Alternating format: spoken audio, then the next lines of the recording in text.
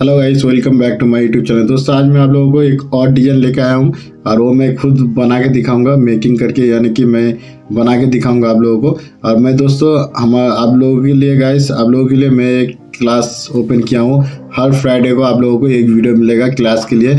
आप लोग सिर्फ कमेंट करके बता दीजिएगा मुझे क्या क्या प्रॉब्लम हो रहा है, आप लोगों को क्या चीज़ का तकलीफ हो रहा है या क्या करने के लिए आप लोगों को प्रॉब्लम आ रहा है, उसको आप लोग कमेंट करके बोल सकते हो। मैं हर कमेंट का रिप्लाई करूंगा और हर फ्राइडे को आप लोगों के लिए एक एक वीडियो बना के दूंगा।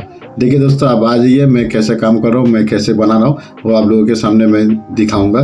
दोस्तों आप हमारे वीडियो को अगर अच्छा लगे तो लाइक और एक कमेंट कर दीजिएगा अच्छा से, और जो लोग नए हैं वो हमारे वीडियो में, वो लोग प्लीज़ सब्सक्राइब